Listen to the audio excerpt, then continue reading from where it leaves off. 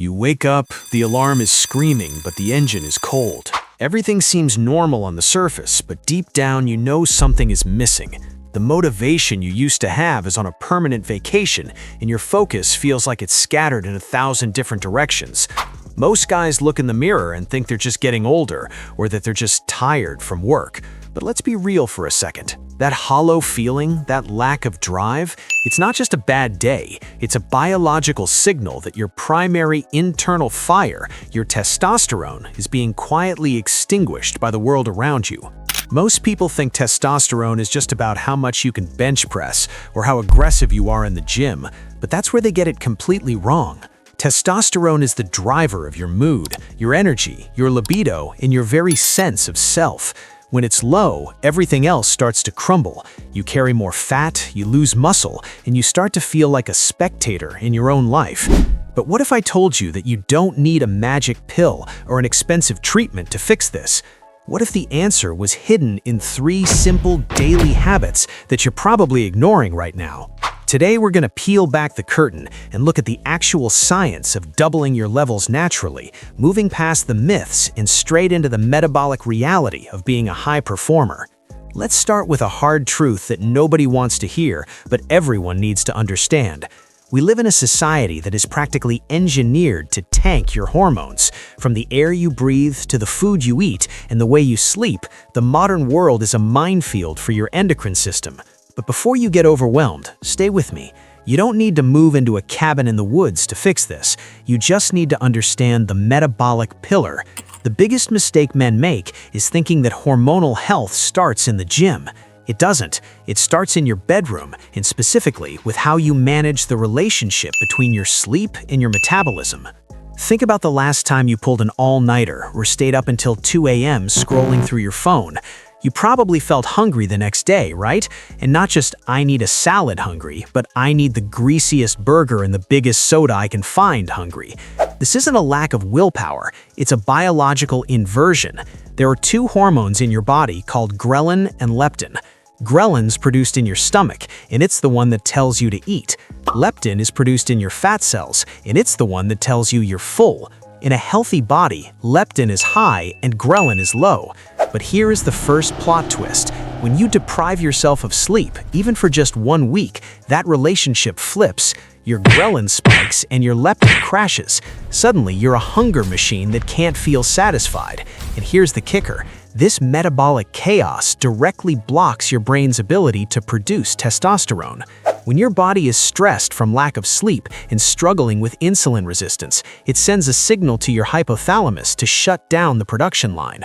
You're literally telling your body that you're in a survival crisis, and in a crisis, your body decides that building muscle and maintaining high testosterone isn't a priority. Studies show that just 1 week of poor sleep can drop your testosterone levels by 15%. That's not a small dip, that's a hormonal disaster. Most of your testosterone is produced while you sleep, especially during deep REM cycles. If you're cutting those cycles short, you're cutting your potential short. So the first habit isn't just sleep more, it's sleep optimization. You need 7 to 9 hours of high-quality sleep in total darkness. Darkness matters because light, especially the blue light from your phone, tricks your brain into thinking it's still daytime, which prevents the release of melatonin and keeps your cortisol levels elevated. When cortisol is high, testosterone is low. They're like 2 people on a seesaw. They cannot both be at the top at the same time. This is the first step to doubling your energy. Fix the metabolic switch by respecting the dark. But even if you're sleeping like a king, there is a second habit that most guys completely ignore, and it's arguably the most sneaky testosterone killer. I'm talking about environmental detoxification and nutritional warfare. You might be eating clean, but are you eating for dominance? For decades, we've been told to fear cholesterol and saturated fats. We've been pushed towards low-fat diets and heart-healthy seed oils. But here is the second plot twist of the day. Testosterone is literally made from cholesterol. If you don't have enough healthy fats in your diet, your body doesn't have the raw materials to build the hormone. Ultra-low-fat diets are a one-way ticket to low libido, brain fog, and muscle loss. You need eggs, you need avocados, you need olive oil, and you need quality animal fats. Around 30 to 35% of your daily calories should come from fat just to keep the lights on in your endocrine system. However, it's not just about what you put in your body, it's about what your body is picking up from the environment. We're surrounded by endocrine disruptors, chemicals that mimic hormones and sit on your receptors, blocking your actual testosterone from doing its job. Think about how you store your food. If you're reheating your meal in a plastic container, you're creating a fast lane for chemicals like BPA and phthalates to jump straight into your food. These chemicals are structurally similar to estrogen. When they enter your system, your body gets confused and starts lowering its own production of testosterone because it thinks it has enough hormones circulating. It's a silent sabotage. The habit here is simple but powerful. Switch to glass, open your windows to let the air circulate, and stop treating your body like a chemistry experiment. And then we have to talk about the U-curve of body fat. There is a sweet spot for your hormones. If you carry too much body fat, especially around the midsection, your body produces an enzyme called aromatase. This enzyme takes your precious testosterone and converts it into estrogen. It's a vicious cycle. The more fat you have, the more estrogen you produce, which makes it easier to gain fat and harder to build muscle. But the opposite is also true.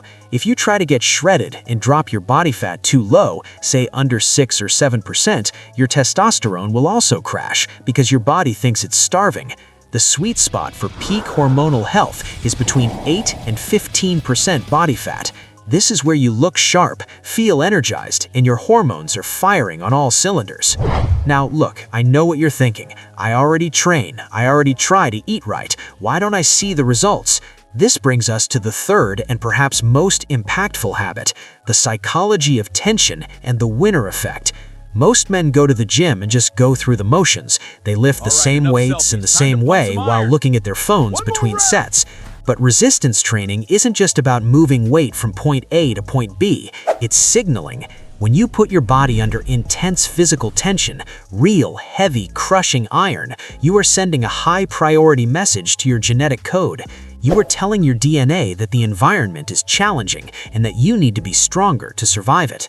This upregulates your testosterone receptors, meaning your body gets better at using the hormones you already have. You could have two guys with the same testosterone levels, but the one who trains with intensity will look and feel completely different because his body is primed to receive the signal. But there's a mental side to this as well. Have you ever heard of the winner effect? It's a biological phenomenon where winning a challenge, even a small one, triggers a surge in testosterone. This creates a positive feedback loop. The win increases your testosterone, which increases your confidence, which makes you more likely to win the next challenge. The modern world tries to keep you in a losing state by keeping you comfortable and unchallenged, but you can hack this. This is where the idea of power posing comes in. It sounds like something out of a self-help book, but it's backed by real science.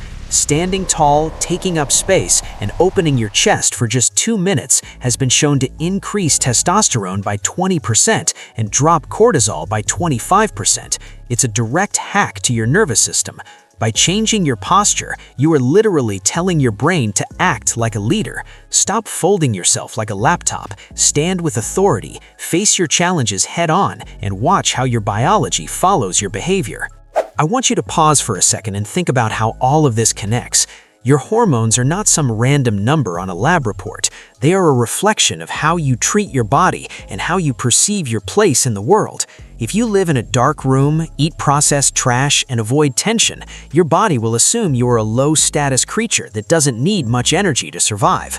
But if you fix your sleep, fuel yourself with the right fats, and embrace the tension of the iron and the sun, you are signaling that you are an apex version of yourself. This isn't about an overnight transformation. As the experts say, hormonal health is a chronic game, not an acute one. You won't double your testosterone in 24 hours, but in 3 months, in 6 months, you won't even recognize the man in the mirror. Before we wrap this up, I want to give you a specific protocol to start tomorrow. Don't try to change everything at once. Start with the sleep. Get the blackout curtains, put the phone away an hour before bed, and see how you feel in a week. Then look at your plate. Add those healthy fats and get rid of the plastic. And finally, when you step into that gym, don't just lift, dominate. Feel the tension, embrace the struggle, and remember that every rep is a signal for growth. If you found this helpful and you're ready to stop being a spectator and start being a high performer, do me a favor, hit that subscribe button and join us. We're building a community of men who are tired of the soft modern narrative and are ready to reclaim their biological drive. Don't stop now. The hunt for your best self is just beginning. Stay focused, stay disciplined, and I'll see you in the next one. Take care.